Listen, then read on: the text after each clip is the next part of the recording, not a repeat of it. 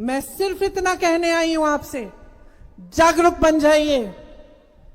इस वोट में आपके अगले अगले 5 सालों का भविष्य है। चाहते हो तो सही वोट डालो, पता करो कि कौन सा राजनीतिक दल क्या कह रहा है, सुनो ध्यान से उनकी बातें। कोई मांस मछली की बात कर रहा है, करने दो उसे वोट मत दो अपना। कोई आपके धर्म की बात इसलिए कर रहा है क्योंकि उसको वोट चाहिए, पहचानो उसको। जो कांग्रेस पार्टी आज कह रही है कि किसानों के लिए एमएसपी का कानून बनेगा, आपका अधिकार बनेगा, आपको एमएसपी मिलेगी। कि 30 लाख सरकारी पद खाली हैं मोदी जी की सरकार में, 10 सालों से खाली पड़े हैं। तुम खाली पड़े हो, तुम खाली पड़े हो, तुम खाली पड़े हो, और तुम्हारा वहां पद खाली पड़ा है, लेकिन उसको भरने की कोई प्रयास नहीं हुआ है। तुम खाली पड़े हो, तुम बेरोजगार हो। हम कह रहे हैं उन पदों को भरेंगे और तुम्हें रोजगार देंगे, अप्रेंटिसशिप देंगे। जैसे रईसों के बच्चे जाते हैं ना, पढ़ाई खत्म करने के बाद इंटर्नशिप करते हैं, उनको पैसा भी मिलता है कंपनियों से, उस तरह की अप्रेंटिसशिप हम आपके लिए लाएंगे। 1 लाख रुपया मिलेगा आपको जब तक आपकी नौकरी नहीं मिलेगी।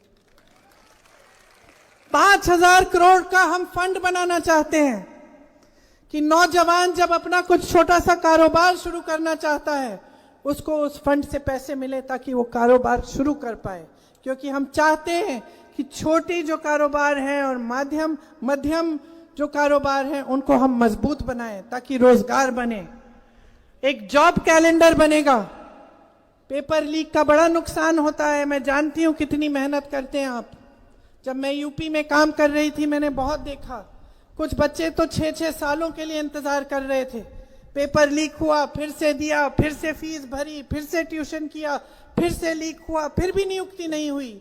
हम एक जॉब कैलेंडर बनाना चाहते हैं जिसमें शुरू से अंत तक एग्जाम का दिन, रिजल्ट का दिन, नियुक्ति का दिन पहले से तय हो जाए। कोई अधिकारी या कोई उसके साथ आगे पीछे करने की कोशिश करे तो उस पर सख्त कार्रवाई हो। और पेपर लीक के खिलाफ हम एक कानून बनाएंगे कि अगर किसी ने उस चीज को किया तो सख्त कार्रवाई होगी। मेरी बहनें यहाँ बैठी हैं, सबसे ज्यादा आप सहती हैं, सबसे बड़ा बोझ आपके कंधों पे है। चाहे आप, मेरी पुलिस की बहनें, आप मुस्कुरा रही हैं, आप दिन रात काम करती हैं, फिर भी घर जाती हैं तो बच्चों को संभालती हैं ना, फिर भी आप ही देखती हैं ना कि सबको खाना मिला, कि बच्चे ठीक हैं, पढ़ाई की। सबसे ज्यादा बोझ महिला उठाती है, चाहे वो खेती में काम करे, चाहे वो नौकरी करे, चाहे वो पुलिस में भर्ती हो, लेकिन बोझ तो वही उठाती है पूरे समाज का। हम इस बात को समझ रहे हैं और हम जान रहे हैं कि इन 10 सालों में मोदी जी ने महिलाओं के लिए बड़ी बड़ी बातें तो की, लेकिन कोई ठोस कदम नहीं उठाए। तो हम चाहते हैं कि हर परिवार में जो सबसे बड़ी महिला है उसको सालाना 1 लाख रुपए मिले ताकि उसकी थोड़ी बचत हो जाए।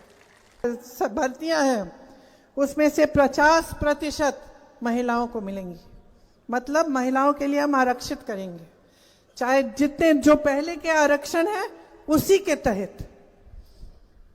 फिर यहां पे चिरंजीवी योजना थी, अब आपने सरकार बदल दी, क्या हुआ कौन बताएगा?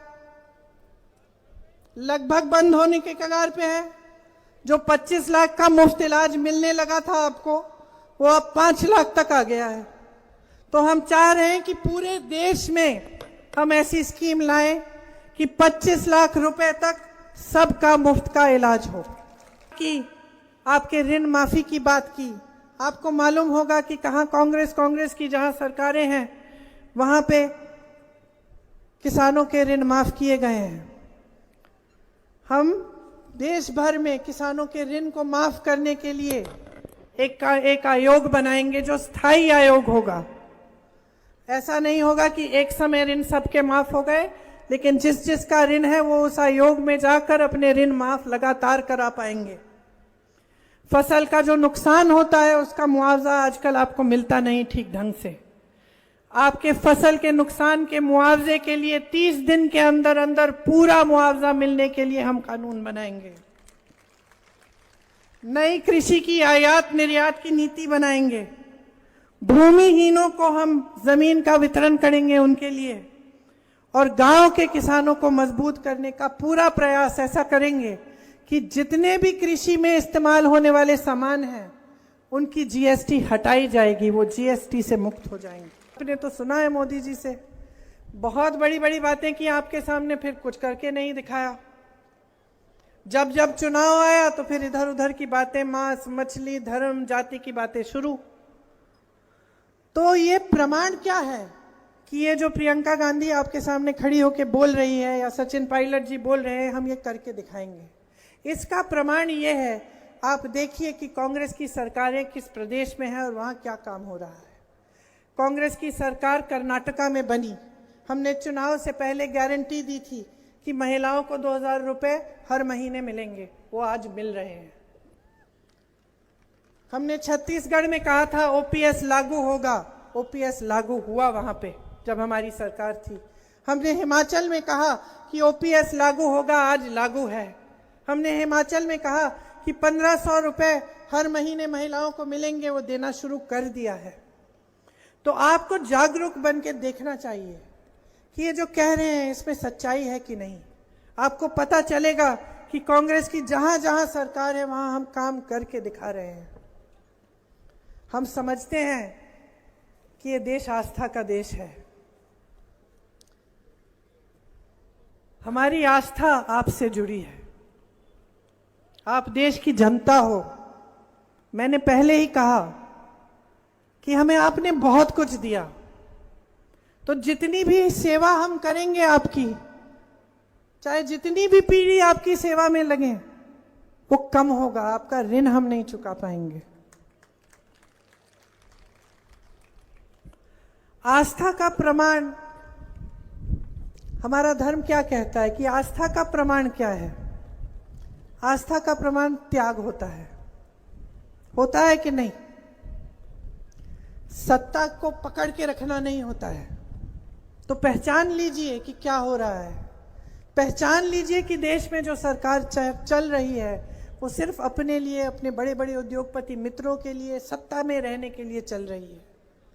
खुला सबके सामने बोल देते हैं कि हम सरकार तोड़ डालेंगे, आपने वोट दिया कोई बात नहीं, हम इसको तोड़ देंगे। सब जानते हैं कि कैसी तोड़ी जा रही है, पैसों के बल पर। तो आज जो आस्था मेरे दिल में आपके प्रति है, इस देश के जनता के प्रति है, उसको मन में रखते हुए मैं आपके सामने खड़ी हूं। और मैं फिर से आपको सिर्फ ये बात कहना चाहती हूं कि ये देश आगे बढ़ा है क्योंकि आप जागरूक रहे हैं। आप आसपास के देशों को देखिए, पाकिस्तान को देखिए, आसपास के सब देश जो है, श्रीलंका को देखिए, नेपाल को देखिए, क्या भारत देश की तरह आगे बढ़े? नहीं बढ़े। यहां हम इसलिए आगे बढ़ पाए क्योंकि हमारे देश में लोकतंत्र है। हम इसलिए आगे बढ़ पाए क्योंकि हमारे नेताओं ने, जो राजनीतिक दल आए, जो सरकारें बनी, वो हमेशा जनता को आगे सबसे सर्वोपरि रखकर जनता के लिए काम करने का उन्होंने काम किया। और वो ये समझे कि जब तक जनता मजबूत नहीं होगी, जब तक जनता सशक्त नहीं होगी, तब तक ये देश आगे नहीं बढ़ेगा। लेकिन आज उसका उल्टा हो रहा है। आज आपको दबाने का काम हो रहा है, तरह तरह की बातें आपको बहकाने के लिए कही जा रही हैं, और नीचे उसका आधार ये है कि लोकतंत्र को खत्म करना चाहते हैं।